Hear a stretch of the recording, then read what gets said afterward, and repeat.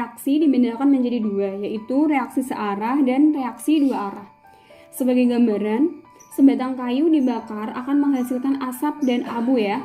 Ketika kayu sudah habis terbakar, reaksi tersebut akan berhenti. Asap dan abu tidak dapat saling bereaksi membentuk kayu kembali. Reaksi ini loh yang dinamakan reaksi searah. Bagaimana dengan reaksi dua arah? Apa aja sih ciri-cirinya? Pada reaksi dua arah dapat terjadi kesetimbangan. Ya, untuk lebih jelasnya kita simak penjelasan ini ya. Reaksi kimia yang pertama, reaksi searah. Nama lainnya adalah reaksi yang tidak dapat balik. Kayak tadi, kalau misalkan kayu dibakar jadinya kan asap dan abu. Asap dan abu itu tidak bisa balik lagi menjadi kayu gitu. Atau nama lainnya adalah irreversible. Ciri-cirinya seperti ini. Yang pertama, persamaan reaksi ditulis dengan panah. 1 anak panah. Reaksi akan berhenti setelah salah satu atau semua reaktan habis. Dia akan berhenti. Yang ketiga, produk tidak dapat bereaksi dengan atau menjadi zat reaktan. Produk itu yang di sebelah kanan panah ya. Reaksi berlangsung secara tuntas atau berkesudahan. Contohnya, misalkan reaksi netralisasi antara NaOH, natrium hidroksida, direaksikan dengan asam klorida. Nanti akan menghasilkan, nah ini ya, panahnya 1, NaCl dan H2O. Gitu. Kemudian kalau reaksi dua arah atau dapat balik, nama lainnya adalah reversible. Ini persamaan reaksinya ditulis dengan 2 panah. Panah ke kanan ini separuh, terus dan panah ke kiri. Ke kanan itu artinya ke produk, yang ke kiri artinya ke reaktan atau pereaksi. Reaksi ke arah produk, ke arah kanan ini disebut reaksi maju. Kalau reaksi ke arah reaktan yang ke kiri ini namanya reaksi balik. Contohnya, gas nitrogen direaksikan dengan 3 mol gas hidrogen, nanti akan menghasilkan 2 mol gas amonia. Gas amonia ini nanti juga akan terurai lagi. Terurai kembali menjadi gas nitrogen dan gas hidrogen. Sama halnya dengan ini, H2O yang fasenya liquid, cair, menjadi H2O yang fasenya gas. Atau contoh lain, ketika padatan timbal sulfat direaksikan dengan 2 mol natrium iodida, nanti akan menghasilkan endapan timbal iodida dan natrium sulfat. Gitu ya. Jadi ciri-cirinya itu yang anak panahnya ada 2. Untuk selanjutnya, inilah yang akan kita bahas ya. Disebutnya sebagai reaksi kesetimbangan. Yang ciri-cirinya, reaksi berlangsung 2 arah dan dalam sistem tertutup. 2 arah itu berarti tadi ya, panahnya ada 2, ke kanan dan ke kiri. Laju reaksi ke kiri dan ke kanan itu sama besar. Laju reaksi dilambangkan dengan V. V1 itu sama dengan V2. Perubahannya terjadi secara mikroskopis atau ini dalam bentuk molekul ya. Perubahannya itu terjadi secara kecil sekali dalam bentuk molekul. Dan dinamis, artinya berlangsungnya secara terus-menerus.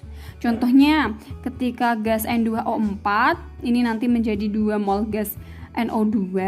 2 mol gas NO2 ini nanti akan balik lagi menjadi gas N2O4 yang tidak berwarna. Jadi terdapat 3 kemungkinan nih kesetimbangan yang dapat digambarkan dengan grafiknya ini. Ada 3 kemungkinan ya. Pada kondisi setimbang, V kanan itu sama dengan V kiri. Artinya konsentrasi gas N2O4 dan gas NO2 itu juga tetap. Meskipun dapat terjadi 3 kemungkinan. Kemungkinan yang pertama seperti grafik A ini, di mana konsentrasi N2O4 dan konsentrasi NO2 ini dalam satu garis ya. Artinya sama konsentrasinya ini, sama dengan. Kemudian kemungkinan yang kedua, jika konsentrasi N2O4 itu kurang dari ini. Grafiknya di bawahnya NO2 ya. Artinya konsentrasinya kurang dari NO2. Atau kemungkinan yang ketiga, di mana konsentrasi N2O4 ini lebih besar daripada konsentrasi NO2. Berdasarkan wujud Z-nya, wujud Z itu ada dua ya, ada gas, wujud itu fase nama lainnya, solid itu kalau di fisika padat, gas ini bisa ditulis G, solid itu S, liquid itu berarti L, sama aqueous atau aki. Liquid ini cairan murni, cair ya. Tapi kalau aki ini campuran atau namanya adalah larutan. Jadi berdasarkan wujud zat yang ada 4 ini tadi, dalam keadaan setimbang yang panahnya ada 2 ke kanan dan ke kiri, kesetimbangan kimia dapat dibedakan menjadi 2, yaitu kesetimbangan homogen, di mana fasenya itu sama, satu macam fase. Misalkan H2 fasenya gas, I2 fasenya gas, menjadi 2HI fasenya gas. Kita lihat fasenya. Semuanya sama-sama gas ya. Kalau contoh yang kedua ini semuanya sama-sama aki. Kemudian ada juga yang namanya kesetimbangan heterogen. Ini tuh gini. Kesetimbangan kimia yang di dalamnya terdapat berbagai wujud zat atau fase. Jadi nggak cuma satu jenis nih. Kalau ini kan satu macam fase. Ini kita lihat yang di bawah. S, solid, padat. G, gas. Nah ini kan ada gas, ada solid ya. Ada berbagai macam. Ini namanya kesetimbangan heterogen. Contoh lain, ini ada aki, aqueous, liquid, aqueous ya. Berarti kan ada 2 jenis, aqueous sama liquid. Artinya ada berbagai wujud zat. Namanya adalah kesetimbangan heterogen. Kemudian kita bahas tetapan kesetimbangan ya. Tetapan kesetimbangan lambangnya adalah KC, K-nya kapital, C-nya itu sebagai indeks kecil gitu di bawah. Menurut Goldberg dan Wage, gini, dalam keadaan setimbang pada suhu tertentu, hasil kali konsentrasi produk dibagi hasil kali konsentrasi pereaksi ini namanya adalah reaktan yang di sebelah kiri, yang ada dalam sistem kesetimbangan, yang masing-masingnya dipangkatkan dengan koefisien mempunyai harga tetap gitu ya. Hasil bagi tersebut untuk selanjutnya itu disebut tetapan kesetimbangan atau KC gitu. Tapi ada yang perlu diingat nih, spesi yang masuk dalam KC itu hanya yang berfase gas dan larutan atau aqueous gitu. Contohnya 2SO3 ini fasenya gas menjadi 2SO2 fasenya gas plus O2 fasenya gas. Ini kan semuanya fasenya gas ya. Berdasarkan syarat ini berarti semuanya dilibatkan dalam perhitungan KC. Sehingga bisa ditulis KC itu sama dengan konsentrasi produknya itu SO2, konsentrasi SO2 dipangkatkan koefisiennya. Koefisiennya adalah 2, berarti konsentrasi SO2 pangkat 2 dikali konsentrasi O2 pangkat 1. Pangkat 1 nggak usah ditulis, nggak apa-apa, satunya. Dibagi konsentrasi reaktan atau pereaksi. Di sini ada SO3, koefisiennya 2, berarti ditulis konsentrasi SO3 pangkat 2. Contoh lain. Contoh yang kedua, ini ada 2 mol NaHCO3 fasenya solid menjadi Na2CO3 fasenya solid plus H2O liquid plus CO2 fasenya gas. Kita ingat kembali, spesi yang masuk dalam KC itu hanya yang berfase gas dan berfase larutan. Berarti solid nggak masuk ya, solid nggak masuk, liquid nggak masuk. Berarti yang masuk hanya CO2 yang di sebelah kanan gitu. Berarti KC-nya sama dengan konsentrasi CO2 pangkat koefisiennya. Koefisien di sini 1 ya, berarti pangkat 1 gitu. Contoh soal. Pada suhu 90 derajat Celcius, sebanyak 4 mol gas HCl dimasukkan dalam ruang 2 liter. Dan terjadi reaksi 2 mol gas HCl terurai menjadi 1 mol gas hidrogen dan gas klorida.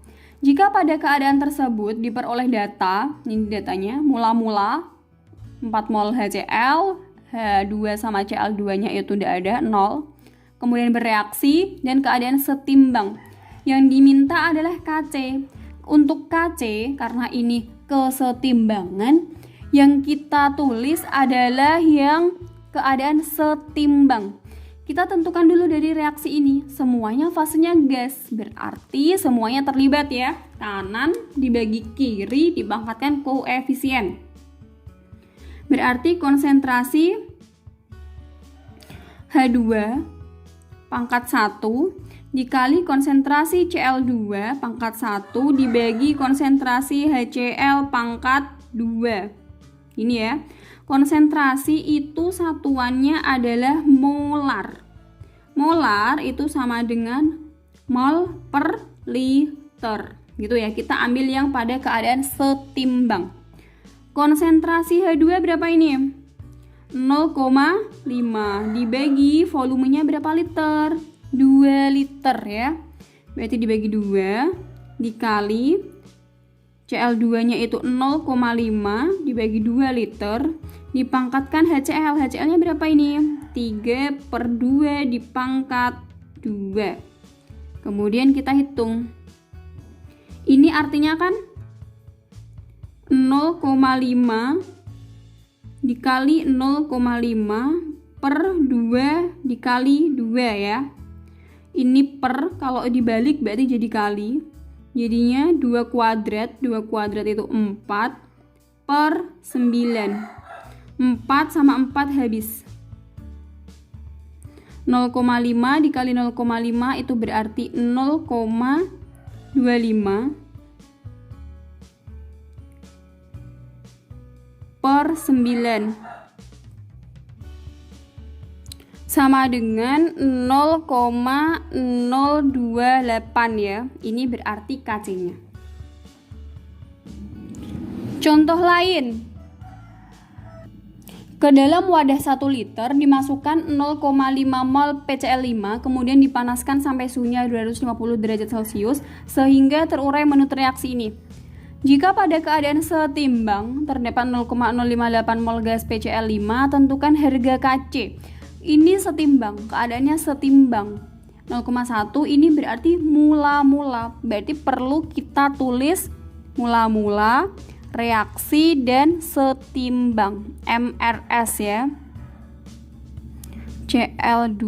Ini fasenya semuanya adalah fase gas. Mula-mula, reaksi, setimbang. Mula-mula PCl5-nya adalah 0,1 mol. Mula-mula produk itu tidak ada ya, jadi kita tulis strip-strip. Jika pada keadaan setimbang, setimbang itu ini, terdapat 0,058 mol gas PCl5. Berarti di sini ya, 0,058 mol.